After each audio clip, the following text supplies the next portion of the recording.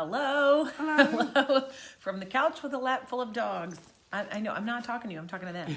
I know you can't smell them, so they're not actually here. This is my friend's dog, Mackie, and he lives for attention. Can you tell? Always. Always. Just in case. Has the hair bump. You have not, because it's dirty there's hair. so much glory in the Sorry. hair, it can't even contain itself. If you are new to us, hi, I'm Bethany Chu. This is Part of Bethany Chu. Jonathan Chu. He's where I got my chew. He loans me his chew. I often, when I meet new people and I'm by myself, they look at me funny when I say Bethany Chu. And I'm like, I know I don't look like a chew, but my husband does. And they're like, oh, okay, weirdo. Sometimes I don't either, though. You've been accused of being like Hispanic of all kinds of types. Or Hawaiian. Yeah, Hawaiian. So many things. He's Chinese, in case you're Native wondering. American. That is his ethnicity. We checked with his spit. We did. Did the whole DNA thing. Speaking of stories. Just to make sure. Just to make sure. You chat for just a second while unless you want to do all the sharing. I can do the sharing. Okay. Because you're the better talker. Oh, that's so sweet of you. I'm like literally weighed down in dogs. If you follow me on Instagram, you see in stories the dogs all the time because they're always right here. He just literally, like Gigi is my dog. This is Gigi. She's the chill one. Say hi, Gigi. Mackie is my friend's dog, but he is pretty sure that this lap belongs to him and that no one else should be here. Is it showing up on the page? It is. Okay. Just making sure. So I just had a really cool experience I wanted to share with you guys that made me think, wow, Mackie, your teeth are clean. Do you get your dog's teeth cleaned? I don't, and I probably should. I know, Mackie. Don't judge me. I just had a really fun personal styling appointment, personal shopping It's been a appointment. while since I've had to do this. I know, you're like, what do I even do? And then the mobile text alerts is a separate app. Right. Hello. Oh, that's probably you watching that I'm seeing. Come on in. If you're here, say hi and give thumbs up and comments and let me know you're here, because what I'm talking about is the importance of getting to know people's stories. So I just recently did the Southern Women's Show, which is a whole lot of women, coming and going and passing, and I met a bunch of new friends, and if I met you there, I'm so excited that I did, but we didn't get to talk very much, and that means that there's more to your story that I would love to know. So, hey, Natalie. So one of the friends that we met there, she doesn't have Facebook.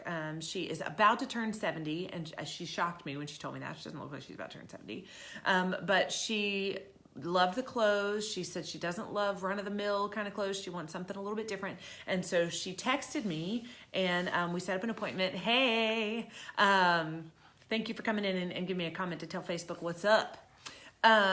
So she came and she made her appointment today. I didn't, to be honest, I did not remember the face that went with that name.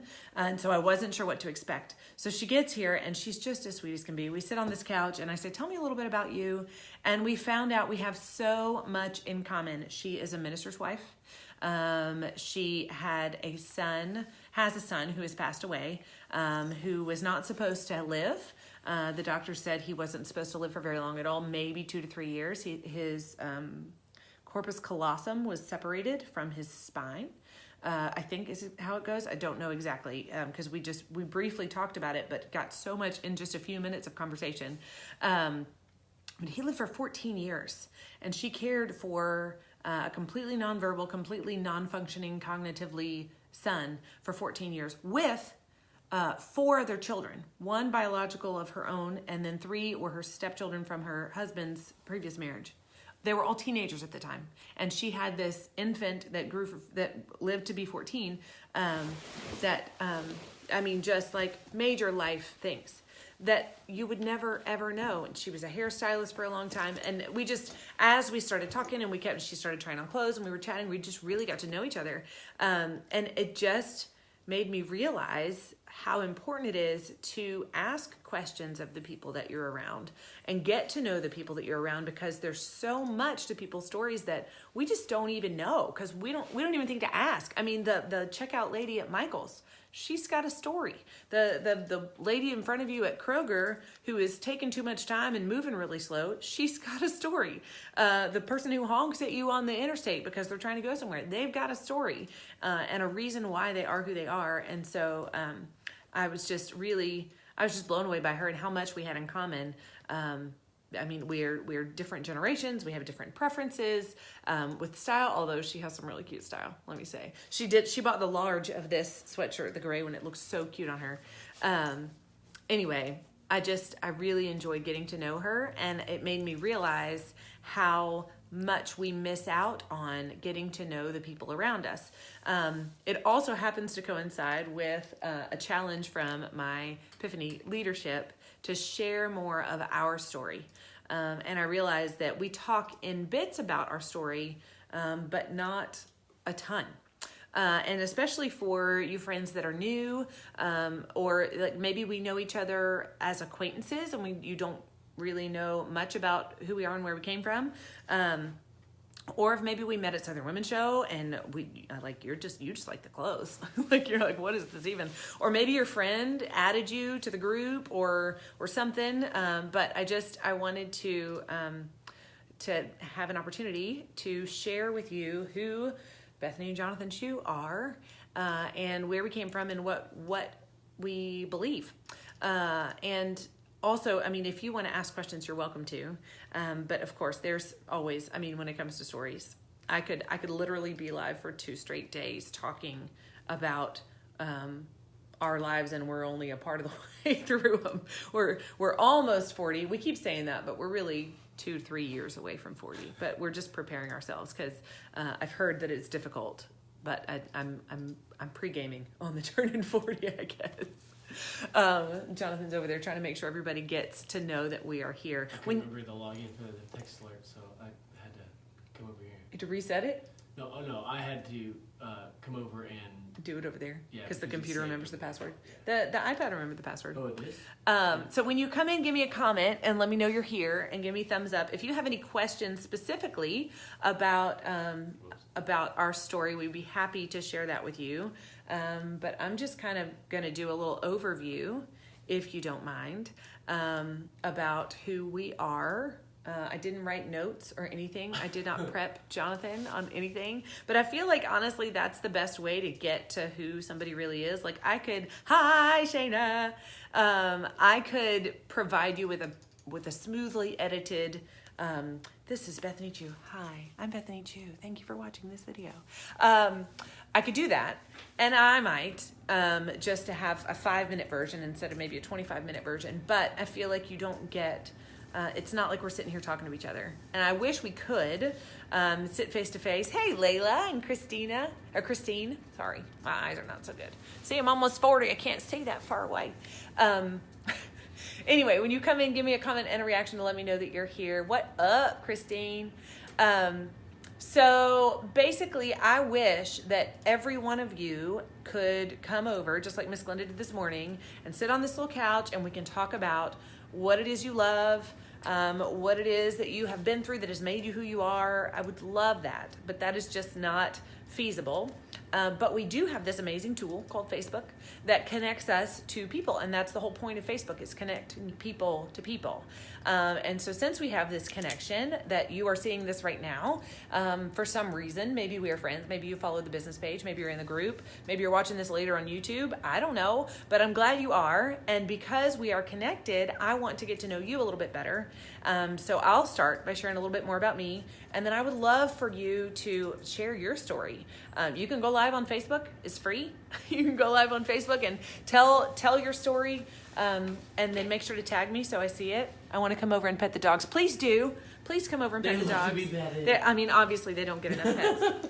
This is my friend's dog. He is wonderful, but he hangs out with us because he just needs the peoples, and she works hard. This is Jonathan. Hi. Just in case you popped in.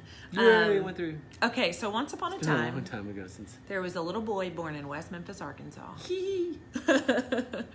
He was so cute. So Jonathan was born. stories. Actually, you were born in Memphis, right? But I was you born in lived Memphis. I lived in at West the time. Memphis. I know, sweet babies.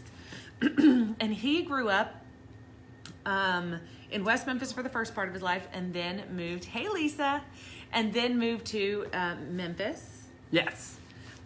With his parents. Dad's a pharmacist and his mom's a nurse. And your hair is still extra glorious. Uh-huh. It needs to be washed. Well, we're not going to do that right now. Barely, yes. Well, dry shampoo. He hasn't discovered the art of dry shampoo yet. Not yet. Girls, if you don't know about dry shampoo, message me. I'll tell you the best way. Do something real fast. So, what's happening? Oh, turn it brighter. If you have any specific questions, you can ask. But I was born in Memphis. My dad was in radio and television, and we moved all over, and then moved back to Memphis. How many times in how many days? All right, years and days, years. By the time I was 14, Shit. I'd lived in 14 houses. That's Yeah. crazy. I lived in the same house for. You've lived in. Well, I lived before in we got a married, total you had lived house. in 2 houses. Yeah. You lived in 4 now. I've lived in 4 houses now. It's kind of crazy. And That's like 10. That's like 1 house every 10 years. Right. How did you get the Trisha. heart-shaped... Oh, I thought they were heart-shaped glasses. It's 2 little hearts. Hi, Trisha. You really do. Where are your glasses? Oh my gracious. I don't even know where they are. I already have a headache. I don't know why I didn't think to put my glasses on. So, my dad was in radio and television. My mom's a dental hygienist, which explains why my teeth are so straight. And I learned to drive in Memphis and went to high school here, so I feel like I grew up here, but I didn't really. Although one thing that I feel like moving so much afforded me is that I kind of got to reinvent myself. I just got an auto reply from somebody's text message. Use the hearts on my keyboard, but the heart-shaped glasses. Yeah, that would rock. Somebody's phone auto replied that they were driving and couldn't talk right now to my mass text message. So hopefully you're not unsafe driving. So I don't know if you have moved a lot or if you haven't moved at all, but I really, I got to move right before high school. I went to 2 different middle schools. I went to about 5 different elementary schools. And what that afforded me was the ability to kind of decide who I wanted to be. Now, it wasn't a cognizant thing in elementary school, but it really, especially when I moved for high school and then I went to 3 different colleges,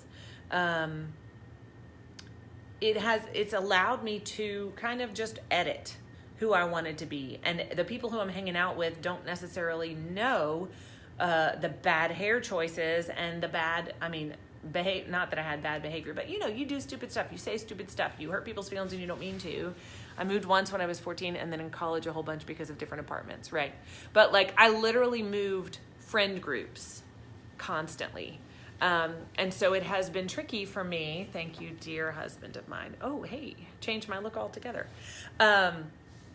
It has been difficult for me to make super deep friendships. I'm super good at making quick friendships. I make friends easily, but to get to really deep friendships, it takes me a little bit longer. What you're not seeing right now. The dog looks like she's flopped over and died on the... He's pushing her off.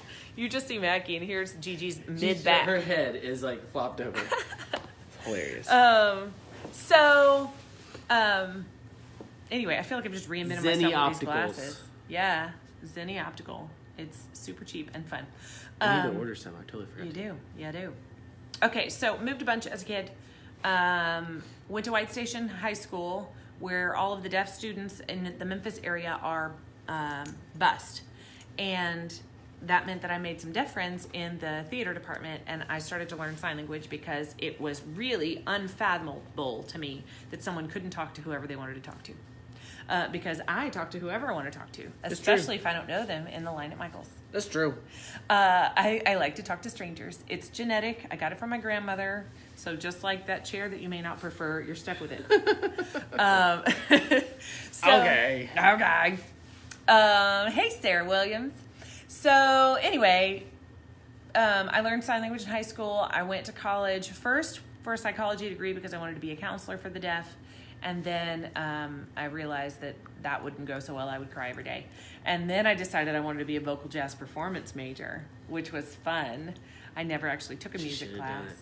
What I realized is I could sing while also doing something else that would make money.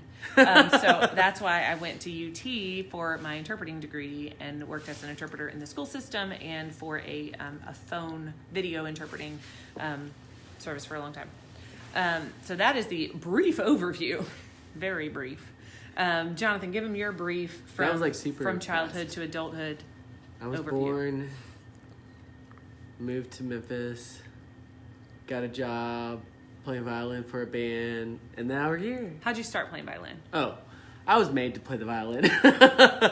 My mom made me play the violin, and ended up being something that I loved and fell in love with. But it was one of those things that, like, Do you have an idea? it was one of those things. Sorry, let me turn it off real quick. It's one of those things that I didn't love until much, much later in life, and afterwards it became something that I really fell in love with, and learned to respect the power of making music, and how beneficial it is to many people, like, just to be able to hear music, and how you can easily communicate with so many people. It's one of the few things in the world that can communicate across language barriers. And so to be able to use that and to be able to share that with people has been a lot of fun. But that start at 3 has taken me on a 35-year journey of 35. Yeah, 35. How old were you when you realized that you wanted to make music because you loved music? Oh gosh, I was 10 when it started. It took about 8 or 9 years before I really fell in love with. And you'd have been 12. Well, okay. You didn't start when you were 0. I mean 1. Oh, right. So 3.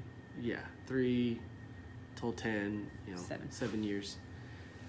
Well, it was like during that time frame of, like, growing into it and, like, discovering, and like I had a master class with a professional performer, professional classical violinist, and he was just asking the class, like, how much do you practice a day? And he was telling us, like, well, to become gifted with anything, and he left this impression with me. Oh, hi, in Germany. It's Anne. How are you? It's one of those things that when he gave this encouragement that, when you grow into knowledge, it's kind of like that Spider-Man quote. When you grow into knowledge, to be able to keep up with it, you have to work hard to keep up with it. And with great power comes great responsibility. Spider-Man, yeah. And that's kind of the way I've always felt with music, is that it is powerful, and to be able to continue to speak that language, I need to keep working at it, which I need to practice more. If you've heard Jonathan play violin, comment where you saw him play. But there's something different. He wouldn't say this, but I will, because I'm the president of his fan club. If you want to join, it's a free program. Also completely unstructured, because that's who I am as a person. But if you've ever heard Jonathan play violin, you know that there's something different about how he plays. He's not just making notes come out of an instrument. It truly is a language for him. And so when he's making music, he's communicating to you through his music, which is why it's so powerful. Like, it may not be, technically perfect. He would tell you it was not, because it's never perfect enough for him, which is why he's so good at what he does. Really, nobody here has seen Jonathan play? You got to give a minute. Oh, I that guess Facebook so. lag. Facebook lag. I'm like, surely there's not, but maybe not. We are on my business page, so they don't know. So go to YouTube and search Jonathan Chu violin, and you will see some things. You're welcome. Look up Carrie Job the Garden. Oh yeah, that's a good one. Garden Live. Garden Live. I saw it on YouTube, right? Right. Well, if you ever get a chance to see him play live, or you've played on some of the live shows, we'll do some more. But Anne saw him. All the way in Gevelsburg. Hey, Jeannie. So anyway, when you see Jonathan play, the reason why, what'd you hear, Mackie? The reason why it's so impactful is because he's not just making music. He is speaking a language to you. He's communicating his story, which is kind of the whole point of today, is just to catch you up if you popped in. I had a personal styling appointment with a lady who I met briefly at the Southern Women's Show. Hey, Jan. At the Southern Women's Show, and she was cool. And she liked the clothes, and she wasn't on Facebook. You should totally go to Wuppertal. Like, that's like one of my favorite, and that will always be like one of my favorite trips to Germany ever, was going there. And then and took myself and Daniel and a couple other guys from our crew to Cologne, Germany, and she like showed us around and like did all the like that local stuff. That was really fun, and tourist stuff too. Anyways. Yeah. Well, let's go to Germany. Let's do it. We have an anniversary coming up. Let's just hop on a plane. Totally. Hey, Hannah. So I had this personal styling appointment with a lady who, she was nice. She came and we sat down on the couch and started talking and had so much in common. Puppy chat party. Totally. Yes. So much in common. Like special needs kid, minister husband, all that. The Christmas market. We do need to go to Christmas. What is it? Yeah. First, we have to get the girls to Harry Potter World, and then we can talk about a European trip. Anyway, we'll let you know. Her parents own a hotel in Wuppertal. Okay, maybe we can go sooner then. Anyway, so I got to know her story and realized that we had so much in common. She's about to turn 70. I'm close to 40. We're a generation apart. And but we had so much in common and a really sweet time together because we shared stories. And I realized that I want to do that more with you because your story is valuable to know. And in order to get to know each other, I thought I would start and share my story a little bit. But I would love to hear your story. So please send me a message. What? I was gonna say, Bethany, what's your history with styling? Oh. With styling. With clothes. Okay. Do you remember that concert? Valentine's Day of I don't know what year. 2003? When we went to when we were in Chattanooga? No, in Knoxville. The one you drove. Oh, the while one we were that in yes. So that was 2003. He drove all the way from Memphis. Okay, slight backstory. We knew each other in high school because he dated a friend of mine, and we would all four go swing dancing together. I would go with her cousin. Her cousin. Yep. And he would go with her. We were like this as a couple because the cousin was real tall, and so I thought that's what I needed. Gotta go, but let me know about your holiday plans. Yes, ma'am, and thank you so much for popping in. So anyway, we met in high school, and then we reconnected in college as friends. I was starting to play guitar. He helped me shop through the Musician's Friend catalog. Do you remember that? I do remember that. He helped me pick my first egg shaker. It was amazing. And I liked him, but he was in the throes of coming out of a relationship, and so it was not a good time. And then we stayed friends through college. So I was a senior in college. We were both seniors in college. And I had started playing guitar and writing songs and singing. And so I said, hey, my friend Jonathan Chu plays violin. I actually called you John Chu at the time. Yep. John Chu. And so I asked him to come up to Knoxville to play my first headlining gig at this coffee shop. It was Valentine's Day show. Do you remember what I was wearing at that show? You were wearing a plaid pants, and I just remember being plaid pants. And like a, how could you see anything? And like a poofy sleeve or something like that? It was a bell sleeve top. Yeah. With some plaid pants. You've learned and like the some names of all that stuff. Boots. Yeah, patchwork boots. I remember the patchwork boots. Yes. And they were like two shades of they were like, different shades of different brown. shades of brown. Yeah. Mm-hmm. And my hair was in this like real short bob and like super slick bob. It was very Carole King-ish / Janis Joplin-ish like. Yeah, that's feel. what I was going for. Turns out now those plaid pants are back in style. Yeah. The patchwork boots, not as much. The bell sleeve top, yes, wait. I'll just hold on to them. I love them. I get rid of stuff so fast.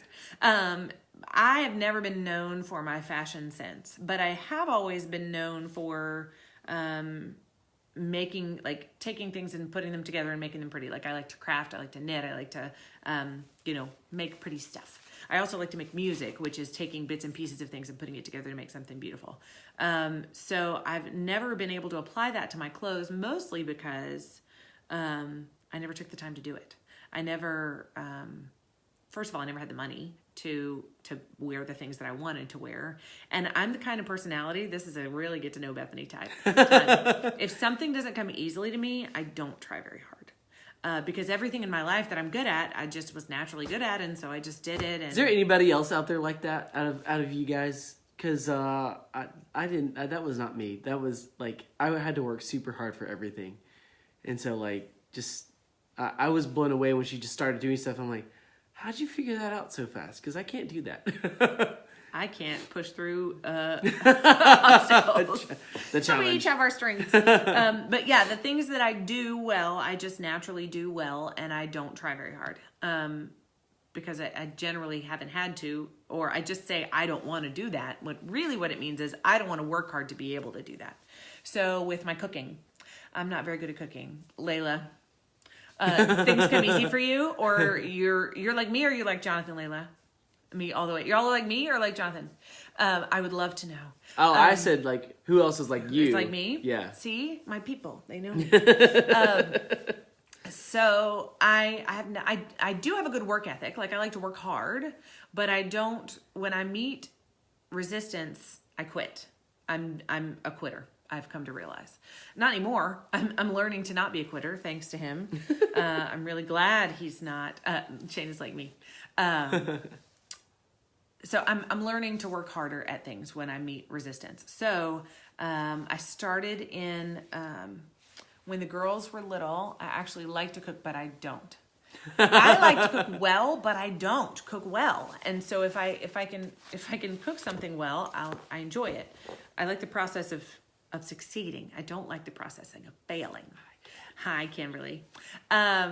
So anyway, I guess we should back up a little bit. No, that's because about our story, we started making music together. Oh yeah. And just really liked each other because we were friends. We were like best friends. In fact, we had Sprint phones, and that was back in the time. Still we have had Sprint phones. We still do. Sprint to Sprint was free, so you paid by the minute, but it was free to call a Sprint user. Well, so I just called him because he's awesome. He was my friend. He's a great listener. He's a great friend. I was usually always available to talk to. Layla, like Bethany, there are things that come easy for me. Those that don't come easy, I have a tendency to procrastinate or move to something else. Right? See, I'm not a bad person. It's her. I just follow the No, path of it's least not bad resistance. at all. I mean, I stay don't see busy enough yeah. with the things I'm good at. I don't see why I should try hard on something that I'm not good at. Leave that to somebody else. Right? When I meet resistance, I work harder. Challenge accepted. See? Hannah's like him. Yep. And that is why the world goes round, because there's so many different people. So after college, I was still playing shows and singing and writing, and so we kept rehearsing together, and that's kind of when we fell in love, was in rehearsals. In Memphis. She Memphis. moved back to Memphis. town. And then I moved to Nashville.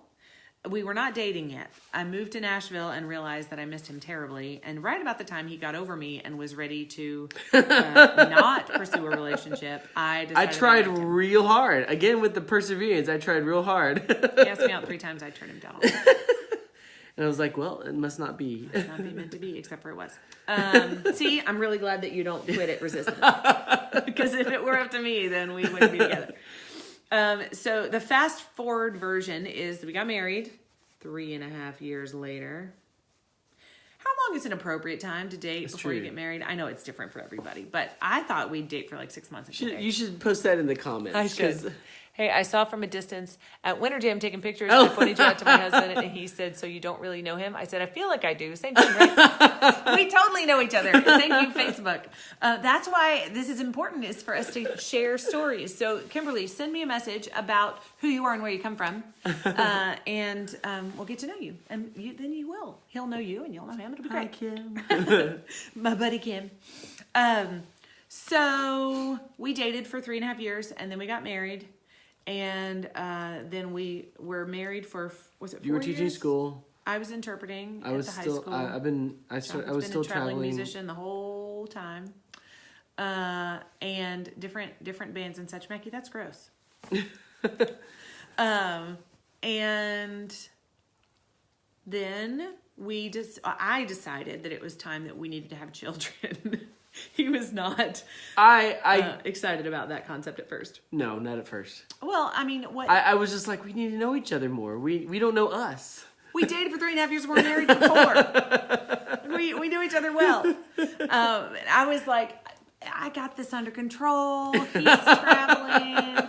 I can be me and the baby. Single moms do it all the time. So, I mean, surely I can handle a child. Surely, totally. Yeah, all in my own strength.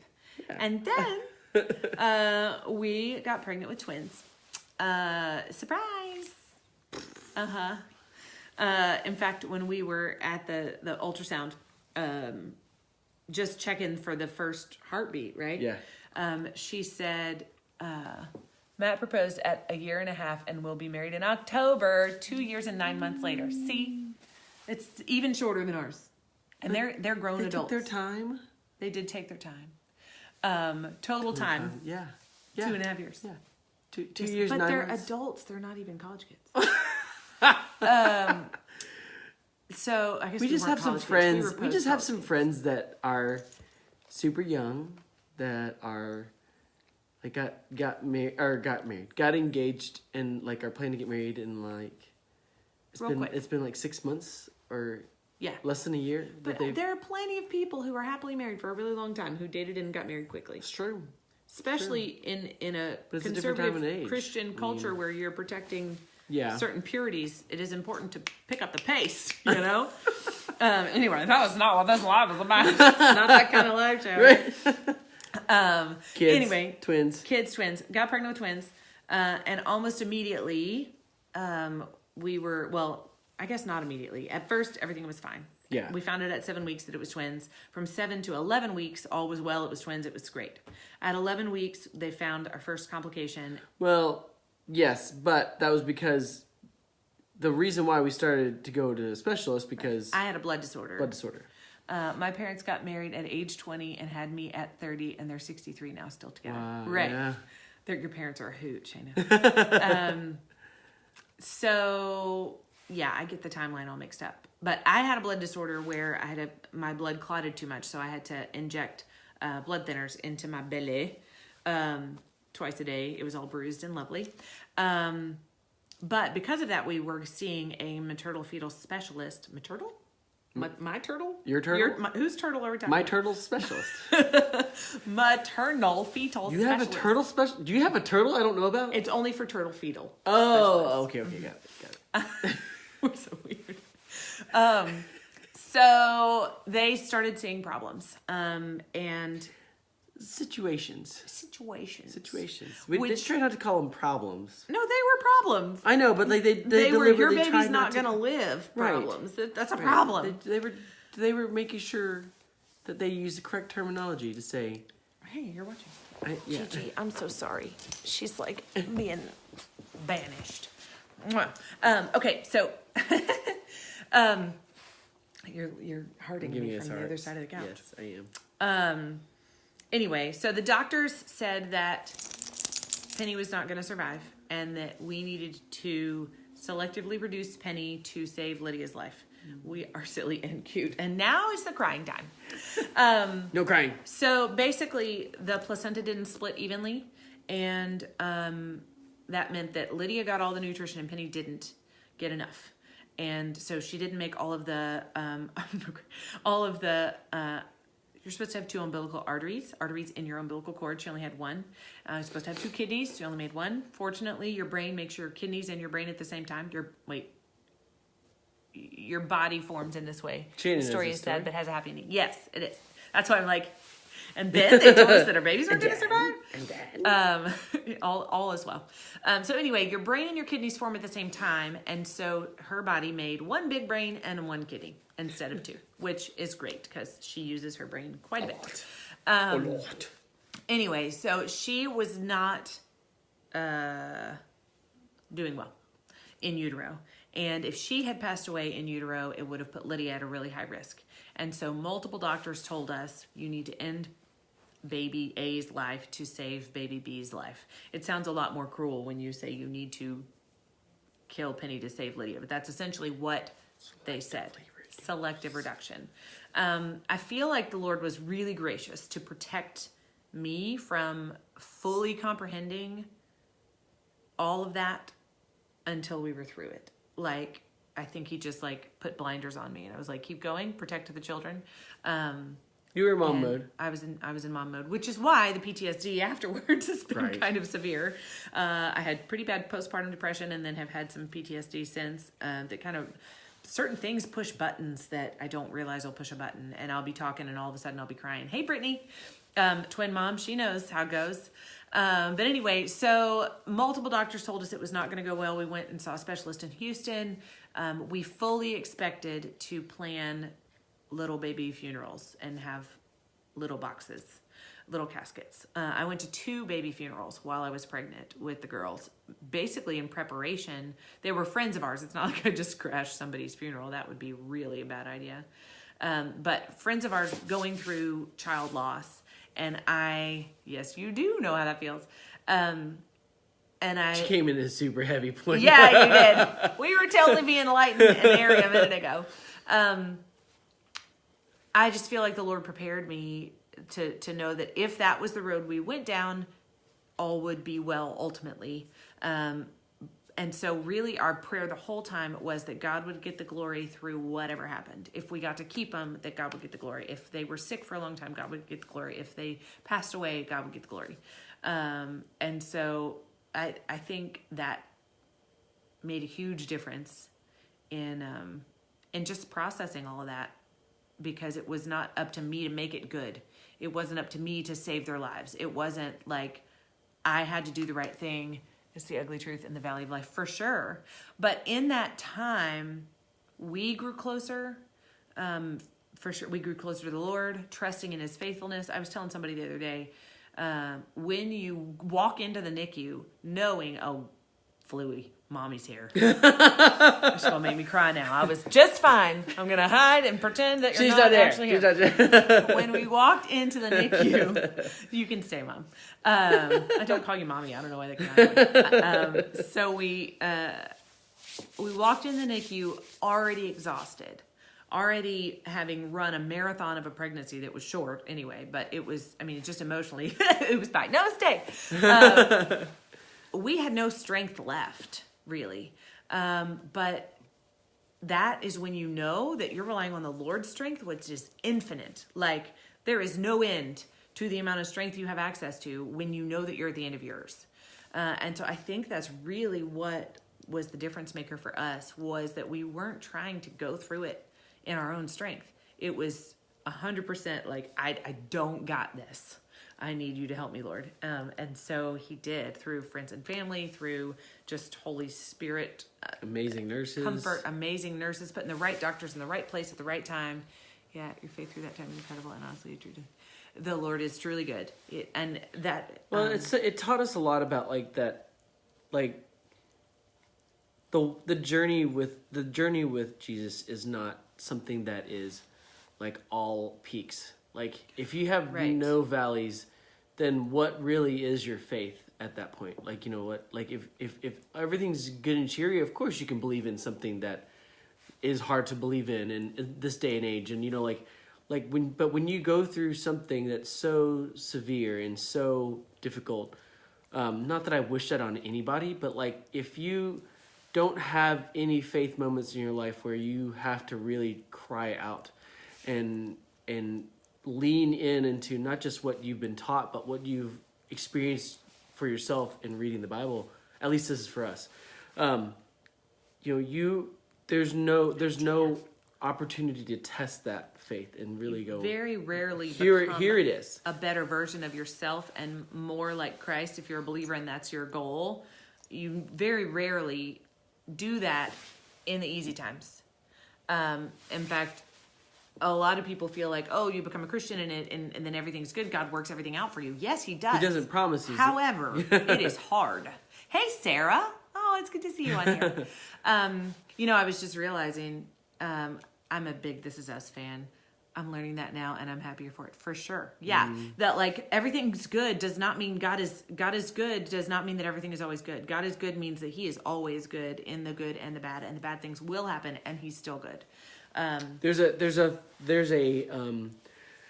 when you look at this is a musical thing, but like when you look at a sine form, SINE sine form, like you see this wave in the sine, and so to measure how far up and down your wave is when you're analyzing sound, you have to have your level line, and sometimes you get really far away. But what's great about that is that through it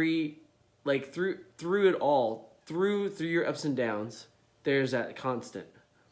And so it helps you get back to whenever you're at a high, you know that like if there's a low coming, you're going to meet the constant, and the constant is still always there.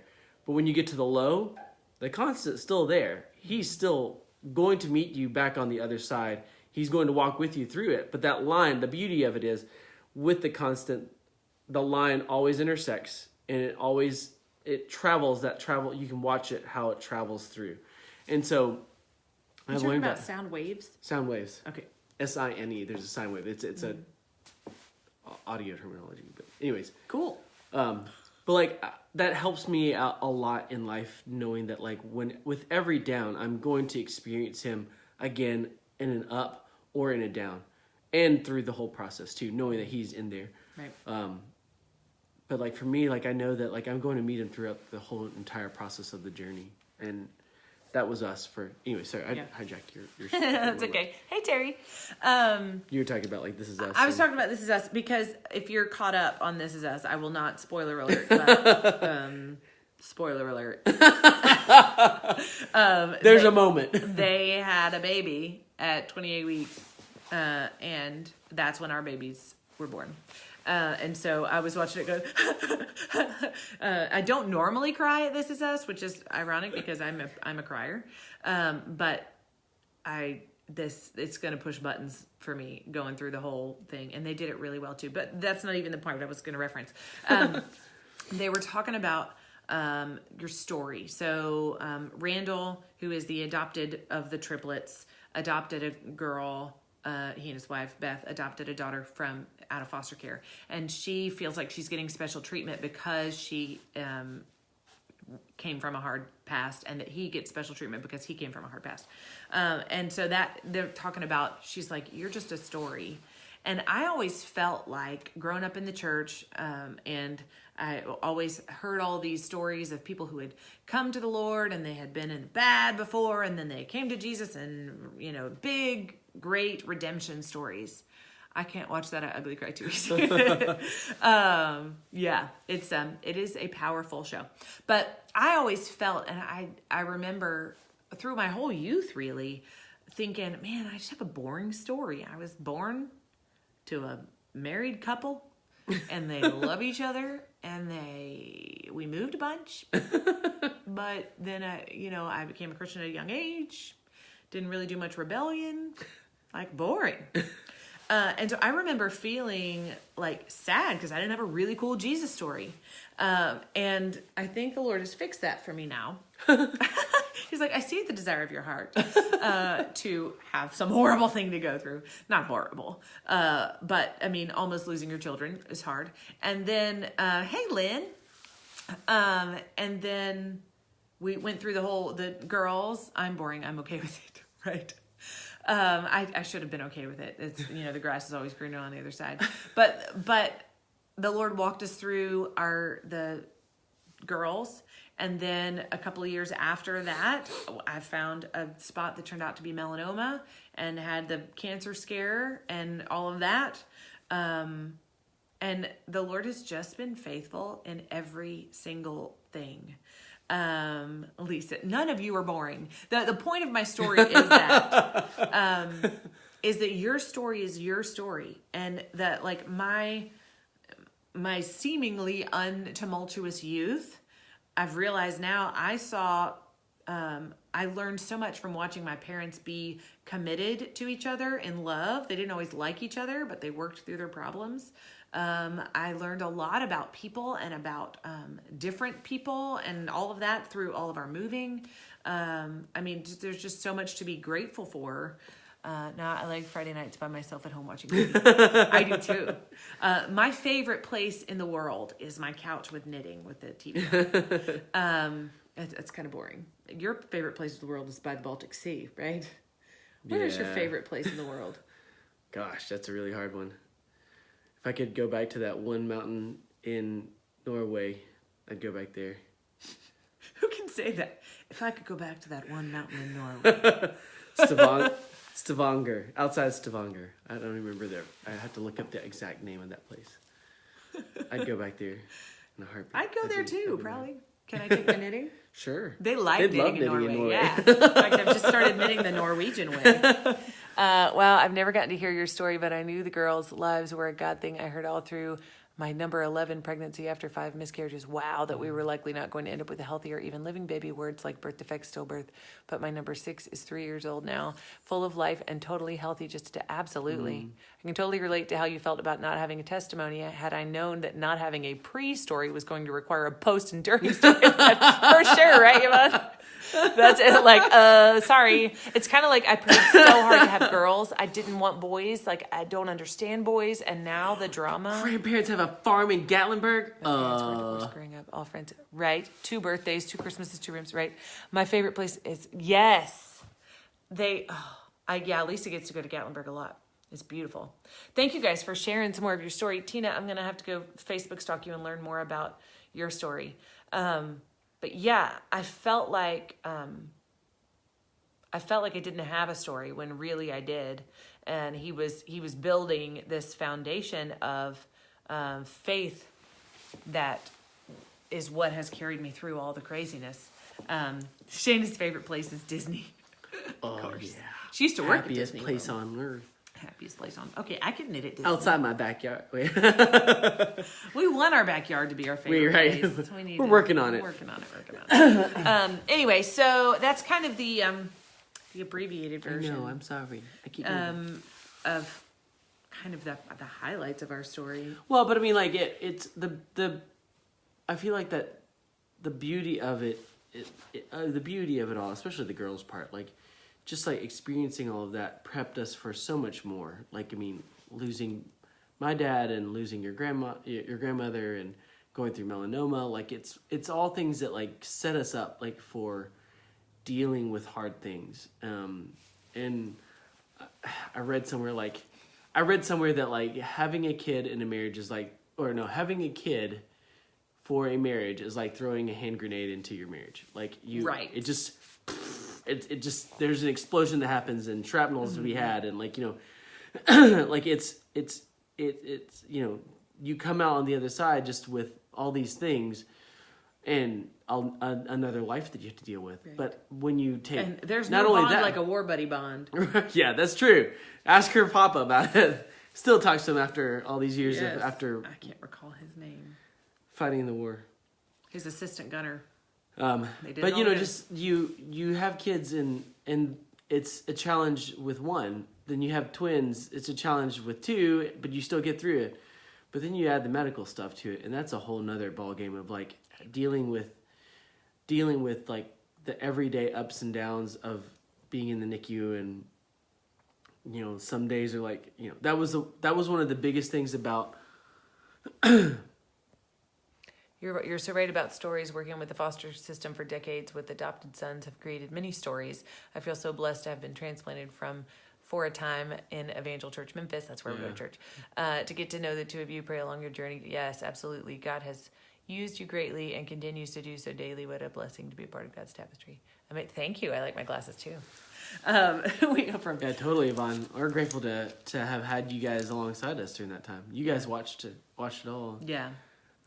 But it just, it's one of those things that like when you have that, when each level of being a parent is already difficult. Yeah. Like when you have 1, it's difficult. When you have 2, it's difficult. When you have 3, it's difficult. Like it's all a little, it's all comes with its own challenges. Yeah, Lisa. And then when you have the medical things, it brings another level of difficulty. And thankfully you have the weird part of having medically complicated kids is all the extra help that you do get to have. Like it's the silver lining.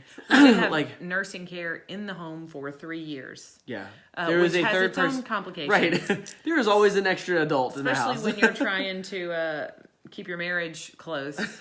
Like, how are you going to argue when there's a nurse in the other room all the time? Yeah, which I guess it kept us. And people have said recently, Suzanne, she's in the group, but she's a really close friend and helped us redecorate the girls' room. So she's seen us in tense moments. Trisha, if you're still here, Trisha's been around us when we're tense and we're talking about stuff. But I think we're getting better at really talking through stuff. that not every married couple gets the chance to have to do.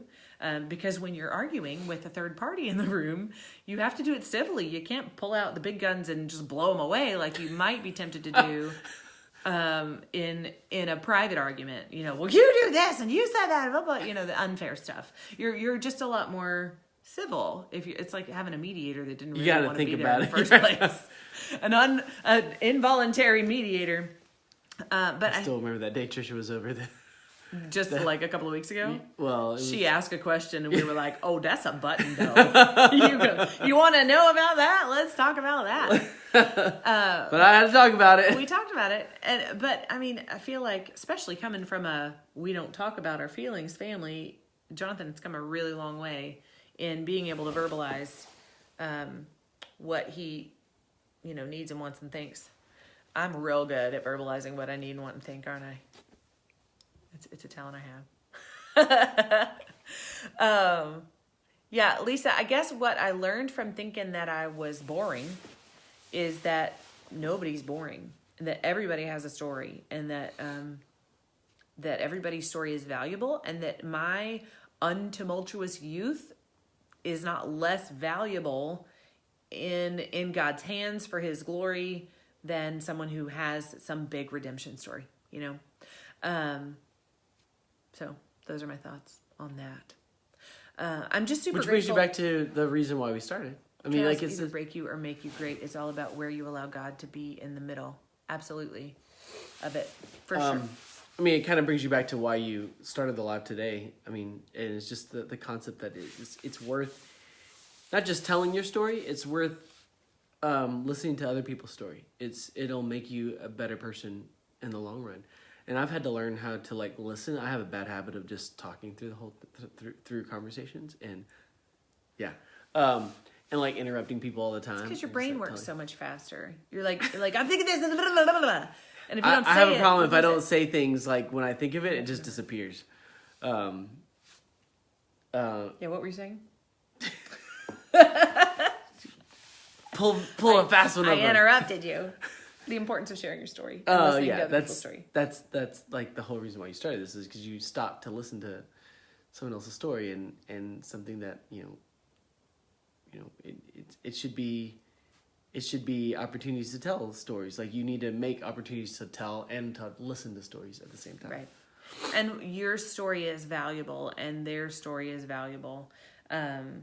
And I think part of the reason why I even thought to go live and talk about it is because some of my other Epiphany sisters are sharing their stories. And we were encouraged by our leader to share your story. And then I watched this episode of This Is Us about story. And then Miss Glenda came over and she shared her story. And I was like, wow, it really, it's just really important that we see each other, especially in this day and age where it's easy to see an Instagram feed and think, oh, she's always happy. Barb. No, I hate Barb. Barb. Or, she's got this or that, or she, whatever. Social media makes it so easy for us to gloss over reality and not realize that we're all going through hard stuff. In fact, one of my Epiphany leaders got on and was saying, guys, I know that every time I'm live, I have a full face of makeup on and I'm smiling, but I'm not like that all the time. I deal with major depression and I can't even get out of the bed some days. And I just want you to know that if you're struggling with feeling anxiety and depression and all of these things that weigh you down, you're not alone. It's not a shameful thing. But because we put this veneer of social media on all the time, which I try to, have high quality pictures, but also be real with you guys too. My goal is to share who I really am and not just who I want you to think I am. But that's hard. That makes you vulnerable. But I think without us being vulnerable to ourselves and to each other, what are we really doing here? It makes me think about high school, where people weren't really who you thought they were. They were busy acting like who they thought you wanted them to be. And social media is so much of that. And I don't want that. I want to be real, and I want to be in a relationship with people who are also who they really are. Because think about the people who you actually like in life. people who you just really, you like them. It's because they are who they say they are. The struggle with depression and anxiety is very real. I struggle daily. Yes. I actually love seeing your human side, like the other day when you thought the appointment was later. Right? That was yesterday. And I was legit in my pajamas when I found out. And I was like, rah! Like rushed around. Hey, Michelle. Yes. Michelle? Michelle, I don't even know what your last name is, Michelle. Michelle, interpreter Michelle. Oh, yeah. Yeah. I got a lot of Michelles, but you a special one. Anyway, I just feel like before I scrolled upon this live, I had the thought that I wish there was less sharing advertising Facebook items and more real post updates, shares with these people. Exactly. Well, I have a secret for that, Layla. The two of you are amazing creatives. Therefore, you have many outlets to express yourselves in and through the situations in your lives. Those who you know from the inside see you as Goliath slayers in your personal lives, yet know that your struggle every day, just as many others who just get up and do the day. I firmly believe that God allows us to go through the yuck in order to assist others, for sure. To you too, Michelle. Yes. I mean, I legitimately, I deal with like paralyzing depression sometimes. Like I can't even move my head. I get sucked in. And I know I'm not alone in that. I know that a lot of you in my community here deal with the same thing, and you have to push through, and you have to do the things you have to do to be in this world. And so not a lot of that is super attractive and helps to sell clothes. And so I want to be authentic. And so you'll find my most authentic stuff mostly on Instagram stories. That is legit the behind the scenes. But in the group, I try to share more personal stuff too, like the oops, I forgot the appointment. And then an Instagram feed is my, don't I look lovely? I made sure my makeup was perfect before I took this picture. And in Instagram stories, you get hot mess hair. But anyway, I think it's so important, Layla, to be who we really are. And just because it's easy to project who you want people to think you are on social media does not mean that that's the best use of it. And so I'd like to break that mold and, yes, put beautiful things up there. Yes, if your lunch looks gorgeous, take a picture and post it. But also, if you burn your dinner, take a picture and post that. I just think it's our choice how we use it. So Layla, definitely not alone having a down day. This has been a nice, I'm so glad, Layla. It was just kind of a spur of the moment. I felt like I just needed to get on here and connect with you guys. And so maybe that was just for you. Okay. So next time come over and we'll sit on the couch and talk face to face. Anyway, what was I about to say? I don't remember. Oh, Layla, about changing your newsfeed. Yes, there's sponsored ads and all that stuff. That's just... If you don't know, you can also not turn off, but like you can you can select at, like, if you don't like ads, if you don't like certain ads, you're gonna get ads no matter what. If you don't like certain ads, or they're like triggers, or they're things that you don't really connect with, there's an option to say you don't want to see that, and so you could tell. You can modify the ad to be the way you want it to be, or things you just, even if you don't care about it. Like, I get like ads for like makeup products. I'm like, why is this targeted to me? So like I just click through them and say, like, I don't want that. Although I for sure got a FabFitFun box because Facebook told me I needed it. But this robe that is in the box this season I was looking for a robe and I was going to pay more than the whole box. And so I got the box. If you're thinking about getting a FabFitFun box, let me know. There's a referral code. I'll hook you up with the discount. Lisa, you can come over, and Layla, we can do it in installments. You can just come over periodically and we can chat. Every ad I have right now is about cars. Really? Yeah, you could totally just say, not like this doesn't pertain to me. Right now I'm getting hair removal. Is that a sign? There's like a new laser hair removal situation. That's hilarious. Anyway, so what I've been doing lately, and it has revolutionized my feed, is I've been going into my friends list and looking at who I wanted to see.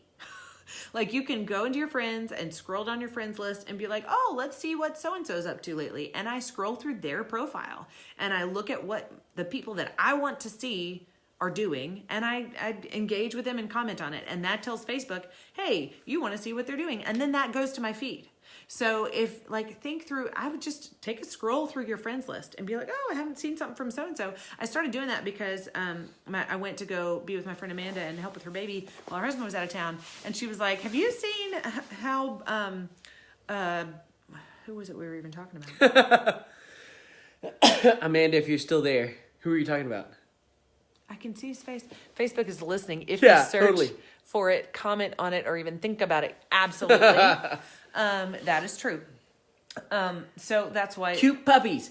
Cute puppies. Cute Cute puppies, puppies. cute Cute puppies, puppies. cute Cute puppies. puppies. All we want to see is about cute puppies. I love stalking people and then they show up on my list. Right. Right. But what that's doing is Facebook's goal is to connect people to people. And so if you aren't connecting with that person, then you're not going to see their stuff. Facebook's like, okay, you don't care what... Stephen Cox, that's who it was. I hadn't commented on Stephen Cox's stuff. And she was like, isn't it funny how he's been posting about this stuff? And I'm like, I don't see his stuff. Because I hadn't engaged with him. So I was like, I'm not going to wait on Facebook to tell me who I care to see about. I'm going to go and scroll through my friends list. Are you doing it now? Do it right now. And there's so many people that you haven't connected with that Facebook doesn't realize that you want to connect with. So go and comment on their stuff. And things for in shopping groups, for instance, if you happen to love Epiphany and you want to see more clothes, then comment on the things that you want to see and don't engage with the things you don't want to see. So if you have a friend whose posts make you angry about, what they're posting about politically or whatever, don't engage. Because if you do, then you'll see every single thing they post. It's If true. it's ticking you off, then hide them. Or deal with whatever it is that is ticking you off so bad. Think about why it bugged you so much. That's a whole thing. Lean into the things that bug you and try to ask the Lord to help clarify why it bugs you. When people like my status, I click on them because I realized I haven't seen them. Right. And so telling Facebook, I am interested in this human being's stuff, I want to connect with them, that puts it back in your hands rather than waiting on Facebook to tell you who you want to see from. And yes, you can hide people and you don't have to unfriend them or block them. You just hide them. They don't know that you're not seeing their stuff. I gotta figure out why I know so many people. You know a lot of people, dude. But I can legitimately tell a story from every person that I roll So somebody by. who you haven't seen lately or haven't seen from lately, go in and look at what they've been doing. Wait until your kids get Facebook. I know. That's not gonna happen. For a Facebook won't even be a long thing by time. the time they get. That's true. I was In a talking weird way, to- I hope that happens. Me too. Miss Glenda, who I'm was gonna here. have to sit down and write everybody's names Whose down. 'cause, baby is that? His name is Will. He was our system tech on a tour. That's a very cute baby. He had a huge life story. Really? He was extremely overweight, had gout, couldn't walk. Wow. And one day decided to do something about it. I think he may have had a life-changing event, like a heart attack or almost a stroke or something like that. But ended up losing I looked up and made a weird smile because I was responding to Hannah's unfollow button is amazing sometimes, not to his heart attack. So he wow, he used looks to really be- fit. Let me see if I can find it. That's what he used to look like. That's how I Uh-huh. knew him. And that's how I knew him. And And he got healthy. got super healthy. Yeah. He's like, Amazing. he had a baby. But I think there was Sometimes something else that happened. But I sometimes was that'll super. do it. I sent him a message. I was like, dude, I'm super proud of you for Yeah, that. Take time. If you see something sure. in somebody's life, you're like, I didn't know that something had happened. Send him a message, encourage him. It will be here before you know it. I know my kids were the age of yours just a couple of years ago, and now they're 27 and 30. Yeah. And one has babies. I know. Yes. Oh yeah, Ms. Glenda and I were talking about, because Jonathan and I talk about, he's the worship leader at our church, and we have a multi-generational church where we have different preferences on worship style. And I have a certain worship style that I personally prefer, but what is it going to be in 50 years when in 50 years I'll be 90. How about we give it 30? 30 years I'll be 70. I mean, even when I'm 60, 70, I'll have different preferences. It might be what I think of as rave music is the praise Right. of that generation. And am I going to be able to lay down my preferences to open the door to more young people to enjoy the worship and engage in worship So anyway, it's a question that we talk about, but I wonder what that technology is, because Miss Glenda, who was here, she was like, I don't do Facebook, and I just barely have an email, and I don't like online banking. I want to go to the actual bank. And I'm like, I wonder what's going to be the thing when I'm 70. What is going to be the? I just wish that we had Facebook so I could see all the pictures. Although 70-year-olds don't talk like that. I used to think 70-year-olds did, and then I met Miss Glenda and was like, I have a misconception about what 70 looks like. Anyway, so there's that. All this information you didn't ask for. But I really like this new way of engaging with Facebook. This is another thing that I feel like is really important too. So do that with your contact list on your phone book. And scroll down. I've done this a number of times where I'll be, like waiting on something, like waiting for the food to finish cooking, or I'll like just sit there and scroll down my contacts list. Is that why it takes so long for you to cook dinner? Totally. No, it doesn't. Am I complaining about him cooking dinner? No. I put we put the girls to bed late, and she was like, it's like they're going to bed late, but they're going to bed with full tummies with healthy food. Healthy food. I'm sorry, I tried to cook faster. I can't chop things fast enough. It takes longer for certain things to cook, and yeah. That's fine. Okay, contacts list. Whenever you have a moment, and just like I'll go through my contacts list and scroll. Maybe it's just a traveling person's problem, but I'll see a name I'll see a name that I'm like, either I don't remember who it is, and I'll click on it and go, how do I know this person? Or I'll see a name. New phone, who dis? No, I've never done that before. They're like, Jonathan, you're weird. Well, if I don't remember the person, and I've never, usually for me, like if I add somebody to my phone book, somebody from the road. Well, it's somebody from the road, but I try and usually add like in the title section, like who they are or how they know them. And like I'll say, met so-and-so through this. And it gives me a reminder of who that person is. Or I'll like take a picture of them and like put it in as their contact person, like profile picture. Anyways, I'll go through and just say, hey, I haven't talked to you in XYZ time. How are you doing? How are things going? What's life look like these days?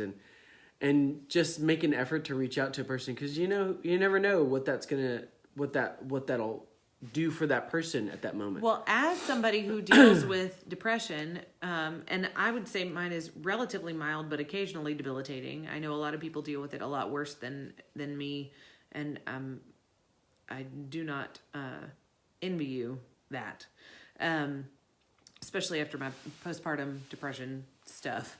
But if you never know where somebody, like they could be paralyzed on the couch, like I feel sometimes, and to get a text from somebody to say, hey, I was thinking about you, how you doing, would just blow me away, because people don't really do that. I recently changed my number, so that could be fun.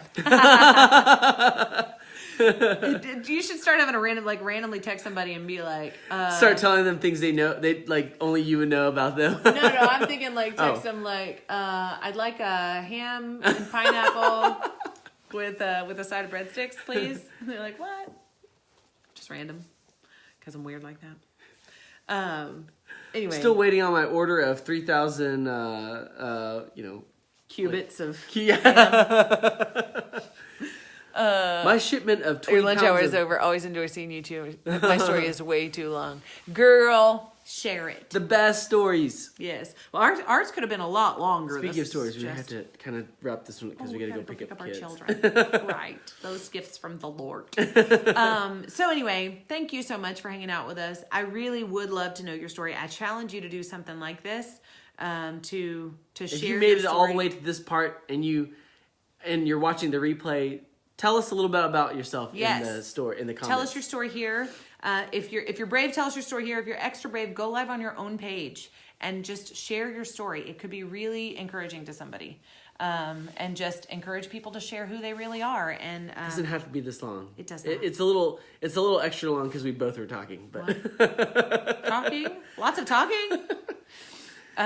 Anyway, thank you for being here. Thank you for being a part of our community, and thank you for just being who you are. Tell more of the stories. Yeah, Jonathan said we should do a Tuesday chat. So if you want that to happen, let me know. Haley, you missed it. We're just about to sign off, but the replay is awesome. So catch you in the replay. Okay, bye.